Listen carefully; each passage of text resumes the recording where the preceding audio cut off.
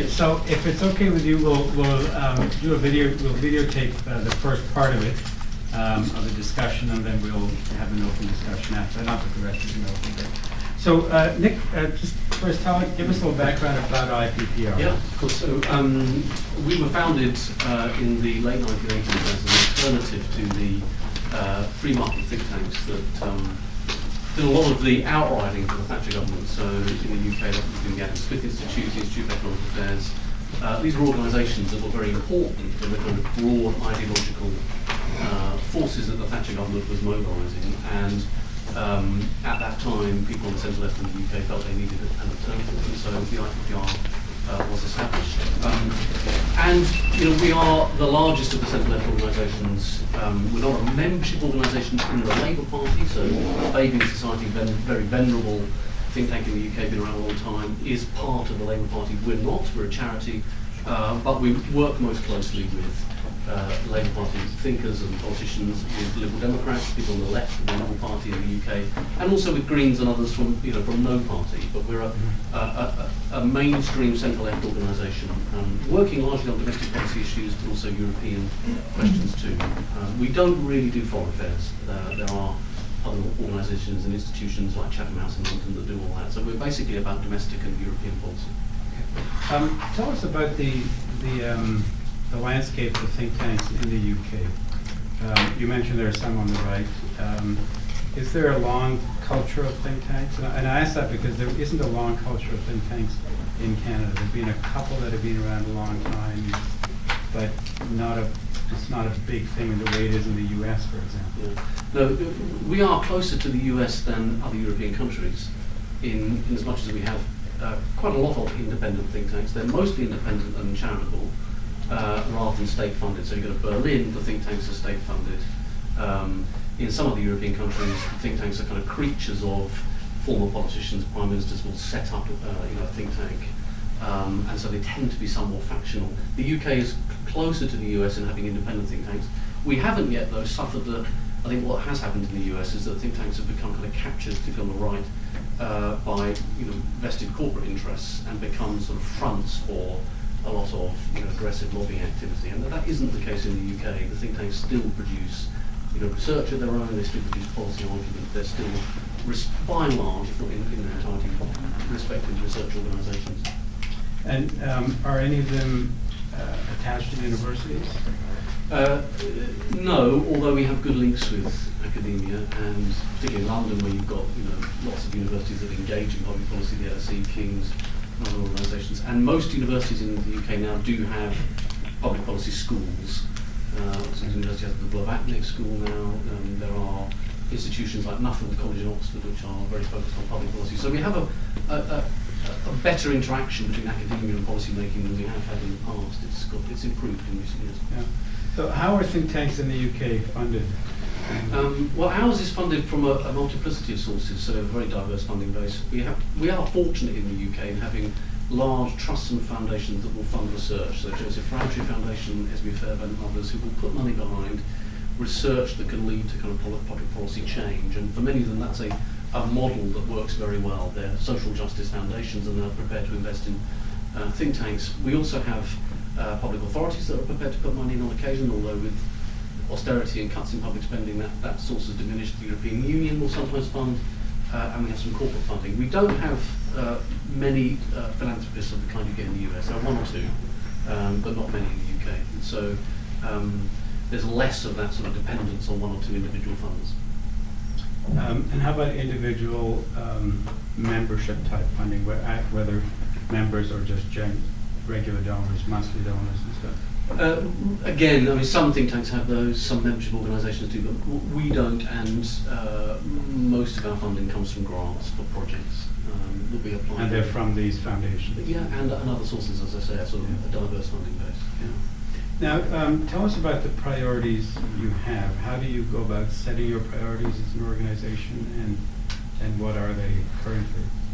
Well, I think the sort of big thing for us in the kind of current period is that we've come out of a long period of Labour government, 13 years of Labour government, the longest period of Labour government in British history.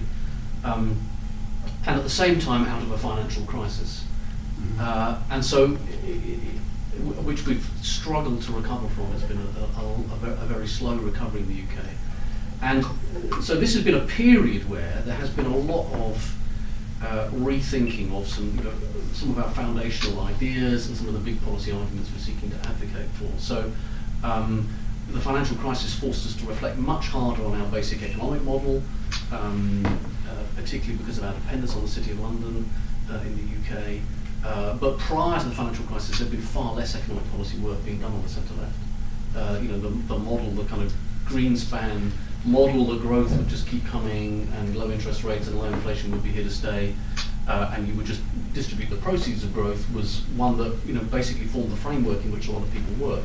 And most of the attention of the think tanks and the Labour government at the time was on public services and on their reform, the investment in public services and the reform of them. And so, since that period, we've had to do a lot more thinking about our economy, and we've had to do a lot more thinking about the returns in our economy, how to deal with inequality, how to get more resilient economic activity, what is a centre-left prospectus for economic reform, and then alongside that, how do we think about the state? How do we think about what's most important in the state? How you achieve social justice with more limited resources in the context of needing to repair our public finances? How can you achieve social justice without just being able to spend your way to a fairer society? So how do you prioritise? How do you make sure that you protect the right investments? And then you've also seen, I think, the development in the UK of a greater sort of self-awareness of needing to kind of empower people not just against markets but also against bureaucratic states. There's a sort of aphorism of the Labour government period in office that it was too hands-off with the market and too hands-on with the state. So a lot of our public servants, had to work in conditions where they had lots of targets, lots of indicators, lots was done from the central government.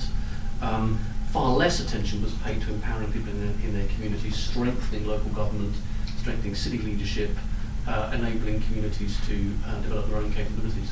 And so there's also, at the same time as this reflection on trying to think about political economy and rethinking our economic strategies, also rethinking our strategies for the state and public services, and trying to think about democratic strategies both for the economy and for the state. And so it's a fertile time for rethinking. But I should just conclude that by also saying that it's not a period in British politics, or indeed in European politics, where any one side, left or right, is dominant. We have a coalition government in the UK. Right across Europe, apart from in Germany, the main parties of the left and right have suffered a decline in their vote share.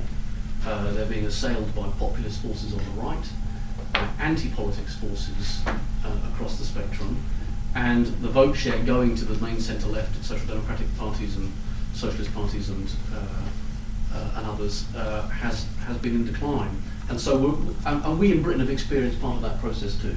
The notion that we will have a Thatcher or Blair come back into office for a long period of time seems far-fetched at present. We're much more likely to have narrow victories, hung parliaments, continued coalition.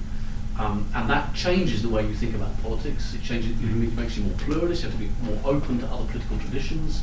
You have to think about the coalition of forces that you build behind your programme, and you have to think about power in a much more kind of concerted way. You won't just have it all in the centre. You have to think about different forms of power and how they're exercised across society. So it's a sort of a period of some uncertainty and unpredictability in politics, but that's forcing different kinds of intellectual and political activity to also emerge.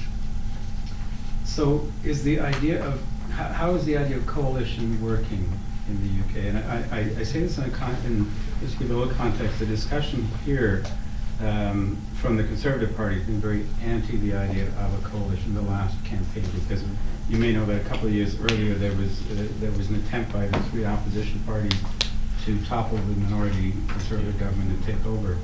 And they ran a very strong campaign against that idea, almost saying it was completely illegal. In fact, I think they might have even used that term. Where in fact it is completely legal and constitutional. It's just that we haven't done quite that federally. We haven't had a coalition government in a very long time. So the culture of coalition government isn't big in Canada. You've had it now for a couple of years. What's the experience? Yeah, well, it is our first post-war coalition. We haven't had one since the wartime coalition. And in that regard, it was unusual, and the circumstances of the creation of the coalition were, at least until the final weeks of the campaign, unforeseen. Because people expected, after 13 years of a Labour government, following a financial crisis with a frankly unpopular Prime Minister, that there would be a swing for the Conservatives sufficient to bring them to power, and that didn't take place. And very astutely, in my view, David Cameron immediately offered coalition government to the Liberal Democrats. The Liberal Democrats, as a party, had moved to the centre-right. I mean, effectively, the Liberal Democrats in Britain are two parties. They are a social democratic former Labour Party that split in the 80s and a Liberal Party, and the two traditions coexist. But they had been led by a centre-right leader, so it was natural for them to go into coalition. And they did it, I have to say, in a mature way. It was widely accepted, and they've governed in a responsible fashion. I mean, whatever you think of their policies, the actual processes of government have been relatively steady, they've been relatively mature, and most of the disquiet has come within the grassroots ranks of the Conservative Party, where there's a lot of opposition to coalition. They don't like governing with the Liberals at all. And amongst Liberal Democrat voters, who, the minute the Liberal Democrats went into coalition and deserted them, a proportion of them switched their allegiance directly across to Labour in 2010. So in the 2010 election, 29% of the electorate voted for the Labour Party, and within a few months it was up to 35% in the polls, and it stayed there. It's still sort of 35, 36. And it hasn't got that by bringing Conservative voters over. It hasn't got that by bringing in people from, who stopped voting Labour. It's done that largely by just accepting into its vote bank, the vote share, the disaffected Liberal Democrat voters. Mm. So does this augur poorly for the Liberal Democrats?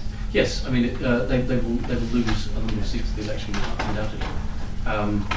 But they may still hold the balance of power, because if it's a hung parliament, 25 MPs will be sufficient to hold the balance of power. But the big change that's happened in British politics in the last few years is the emergence of the Eurosceptic United Kingdom Independence Party. Yeah, tell us about that. So the UKIP is in the news quite a bit. Yeah. So it's an avowedly Eurosceptic party that wants Britain to leave the European Union. It's mobilising anti-political, anti-elite populist sentiment. It has all the classic hallmarks of a populist party. Its leader, despite being educated in an expensive private school and having worked in a bank, portrays himself as a man of the people. He's always photographed in a pub with a pint. He always talks as a man of the people.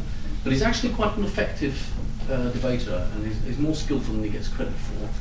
And it has become permissible now to be openly Eurosceptic in Britain in a way that wasn't true 5 years ago. And that is largely being driven by immigration, hostility to immigration, because our membership of the European Union requires us to offer free movement to people from the rest of the Union, just as we can move freely in the European Union. And we don't control access to our labour markets. People can come and work, and we had 500,000 people from Eastern Europe come to Britain over the last decade. And since the crisis, many Spaniards, Italians, Irish people living and working in London as a consequence of the crisis too. So we have a lot of immigration, and discontent with that immigration has been mobilised, particularly amongst older people, Conservative voters, to the United Kingdom Independence Party. And they are effectively a kind of English national party. And when I say English, I deliberately mean English and not British. We have a Scottish National Party. We're about to have a referendum on Scottish independence. But we are also seeing a rise in English political identity, which is being driven by hostility to the European Union and hostility to the United Kingdom as a settlement. The English feel hard done by, particular sections of it do. And the United Kingdom... So is that kind of anti-Scottish, anti-Welsh? Yes, partly that, yeah. A sense that the South pays for the Scots, and partly a deeper kind of cultural phenomenon of the re-emergence of a sense of Englishness as Britishness has become more problematized. Because in Britain, the English always thought of themselves as British.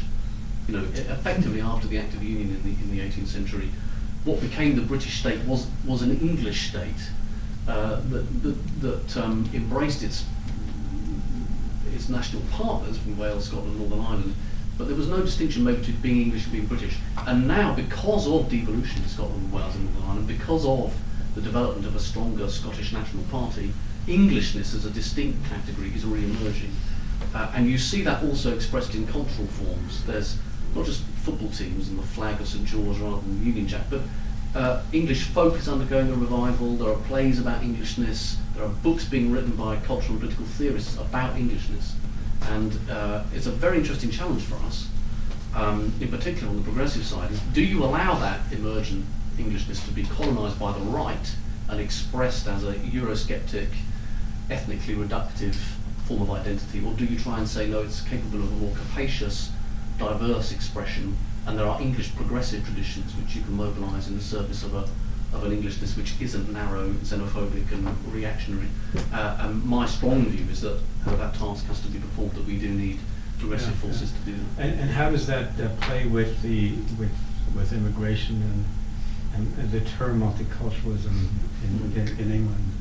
Well, it's I mean, you can read the issue of immigration in the United Kingdom as a sort of glass half full or glass half empty, because there is definite hostility to immigration that's feeding itself into the political process. Politicians feel under pressure to talk tough on immigration. At the same time, as we have actually very successfully integrated large numbers of people from around the world, Eastern Europe, but also, I mean, London now is a completely diverse cosmopolitan city. It's almost, in a sense, kind of detached from the broader kind of national identity, and it's a place where tolerance thrives. At the lowest levels of racism are in London, and so you can say that the British story is one of bumpiness along the way, but in the longer run of history will be viewed as a successful process, particularly when you compare it to continental Europe, where you see avowedly fascist parties, where you see fascists getting into government. Where you see rejectionist sentiment exhibited much more firmly. So, although we have this anti-immigration sentiment, although we have the United Kingdom Independence Party, we have actually appeared to manage it much more successfully than some other European countries. Yeah. How is Britain handling the Ukraine situation? Well, it's a bit player in the Ukraine crisis. Because it is in Eastern Europe, and because the boundaries of the European Union have been expanded eastward, Poland has become a much more important player diplomatically, particularly in relation to this, to the Ukrainian crisis. It has 40 million people. It has in Sikorsky a very effective foreign secretary, and the Poles have sought to work consistently with the Germans. And although the Germans have not had, for obvious historical reasons, any kind of expansionary foreign policy in the past, certainly not military, of course. When it comes to Russia, their strategic interests are deeply engaged. And so leadership of the European Union, the response has fallen largely to Poland and Germany. Britain, of course, has been involved, and we remain a kind of bridge to the Americans. And of course, we now have also a European Union foreign policy chief, Baroness Ashton, who's a British peer. So it's not that we have an entirely nugatory role, it's simply that we're not in a leadership role in a way that would and has been the case when we're engaged in our own near neighbourhood, particularly in the southern Mediterranean, or in these other questions under the Blair leadership, notoriously on Iraq and so on. So in Europe, in the EU, is it fair to say that Britain, Germany and France are kind of the three leading players, and you kind of joust for who's the leader? Well, the configuration of the politics of the European Union have been transformed by the Eurozone crisis. And we're outside the Eurozone, and we have rejected the Fiscal Union Treaty, which the rest of the Union has signed up to, although some of them are going to go through referenda. The big thing that's changed is that the Eurozone crisis has basically forced out into the open German economic hegemony in Europe. In the run-up to the crisis, Germany kept its real wages down, it exported very successfully, it rebuilt its manufacturing strengths. Southern Europe, sharing the same currency as the Germans, couldn't hope to compete, so they were recipients of capital from the north. We had huge imbalances in Europe, Germany in surplus, those countries in deficit, mirroring the global imbalances between the West and Asia, and the response to the Eurozone crisis has been an austerity policy package, which has essentially forced the costs of adjustment internally onto the countries of the south through mass unemployment, effectively, and through internal wage devaluation, and that has been very, very severe. I mean, Greece has lost a quarter of its GDP. It's a massive contraction. It's been less severe in countries like Spain, but still 7-8%, and mass unemployment in places like Spain has been the consequence. And the problem is that what the Eurozone really needs to do is to integrate its fiscal policy properly. It needs a European Central Bank that can act like the Federal Reserve does, like the Bank of England does, as a lender of last resort. And to do that, it needs some more political union, unless you're prepared to take political decisions about your currency and about your tax and spend transfers without any democratic accountability. And the problem is at the moment is that none of the states of the Eurozone want to move to that more federal, or at least more integrated political union to back up a more robust Eurozone with a fiscal policy attached to it. And that means that effectively decision making is being taken by a troika of the Commission, the IMF, and effectively with German leadership. And that feels incredibly undemocratic in the rest of Europe, particularly in the south. And so you're seeing a feeding of Eurosceptic forces. Yeah. And that is a very big problem. So whilst the crisis has abated, there is still a deflation. I mean, 8 countries in Europe are deflating at the moment, including countries outside the Eurozone, including Sweden. And this is not a stable environment still. And we need reform in the Eurozone to put it on a much more secure footing, and that does imply greater political union, and there are calls for that. But it will mean the French and the Germans and others working out how to get to that point. And for Britain, that will never in my lifetime be a member of the Euro, it means trying to retain decision-making outside the Eurozone on the rest of the competences of the European Union, trade, single market, climate change, etc., on the basis of the full membership of the Union, not the core. But we are bifurcated at the moment because all of the policy, energy and action has been on the Eurozone, on dealing with the crisis, right. And we are outside that. So you're kind of in, kind of out. Yes, I mean that's what, that is the problem at the moment, that pro-Europeans like myself find it hard to point to Europe and say that's a successful model because it's been in a crisis. And our democratic commitment to it was always much more marginal than the rest of Europe. I mean, we didn't have a national project that made us Europeans in the way the Spanish did. The Portuguese and the Greeks were saying goodbye to dictatorships. Europe meant democracy, it meant freedom. For the Eastern Europeans, it meant returning to the fold of democratic Central Europe, escaping Russian dominance. And for the Irish and others, it meant development. And we never had that project. I mean, we joined the European Union in the 70s. Because we wanted to try and strengthen our economy, essentially. We looked at the social market economies and said they're good models. But there wasn't a deep popular attachment to Europe, and there never has been in the United Kingdom. And the sort of popular roots of support for it are therefore pretty threadbare.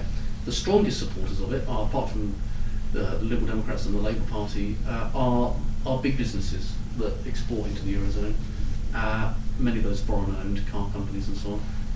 And the trade unions that believe that the European social model is a protection of British workers' rights, which is true. But there isn't there aren't the same kinds of popular attachments to the European project that you find in France and Germany and Italy. Coming back to the UK, what's the progressive thinking about the future of the economy and the role of government? Is it one of cutting back or investing?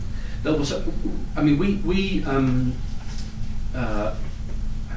have had like the US, but for less time, but for 10 years now, have had this uncoupling of productivity and wage growth, wage stagnation at the median, and the development in the 80s, which has sort of persisted at a high levels of income inequality and increased wealth inequality, partly related to the dominance of financial services in our economy, bankers' bonuses and all those sorts of things.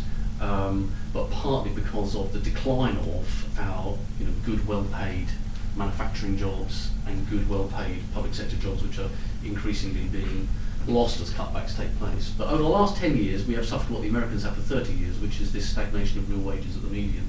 And so that is forcing attention to the question of power in our economy, the structure of our economy, to the fact that we have large numbers of people employed in low-wage, low-paid sectors, many now on so-called zero-hour contracts. They have no entitlement to hours of employment. A big rise in self-employment, people having to go to freelance contracts, involuntary underemployment and part-time employment. So we have very big questions about the nature of our labour market, particularly for lower skilled and lower paid workers, the structure of our economy and how to deal with inequality. And despite the devaluation of the pound of something like 20% since the financial crisis, our export performance has not improved. And our recovery at the moment is basically built on another consumer debt bubble. We're going back to levels of household debt that preceded the crisis. Another big, the London property market is seeing 20% increases in prices. I mean, it's a classic recovery built on consumer spending and over indebtedness. It's only now as business investment started to improve, our export performance hasn't improved. And so there are some real structural weaknesses in the British economy, which the current exuberance of growth is masking. And those weaknesses in the structure of our economy also exposed us when the crisis came, because our tax base was incredibly reliant on revenues from the housing market, stamp duties, and from corporation tax paid by city firms, and income taxes paid by the wealthy. And when the crisis struck, tax revenues from those sources collapsed, leaving us with a much bigger deficit on the public finances than was the case in countries like Germany. And so we need to repair our public finances at the same time as we try to restructure our economy, but those are big, very long-term tasks. They're very difficult tasks. And there won't be the space to increase public spending in any big way. I mean, we are now past the point at which you could justify stimulus. There will be relative retrenchment in the next parliament, whoever wins. And I think taxes have to go up. I think we need new fair taxes, but there will also have to be, in some areas, public spending cuts still, because we're only part way into we still have a deficit of £100 million on public finances each year. Can you talk about increasing taxes in the UK? Yes, I mean we Can political parties talk about that? No, not easily by any means. In fact, all the talk now is of cutting taxes, which, when you think of how much deficit reduction we've still got to do, is absurd. The only area where you can easily justify tax increases and get popular support is to fund the National Health Service, which is the closest thing we have to a secular religion in the United Kingdom. People's attachment to the NHS is so strong that they will pay more taxes for it. But it's a very big and risky political judgment to say that you'll increase taxes even for the National Health Service when people's living standards are still being squeezed. I mean, I'm an advocate of increasing taxes for the NHS because I think people on the centre left have to build on the bases of popular support they have. It's very easy to cut taxes and cut spending. It's much harder to protect your public services and increase taxes. And the NHS is one of the ways in which we can do that. But we need more wealth taxes, and we need to redirect public spending into productive investments in things like childcare, care of the elderly, labour market policies, things that will improve our employment rate and help our tax base on a more sustainable basis, because it's based on getting close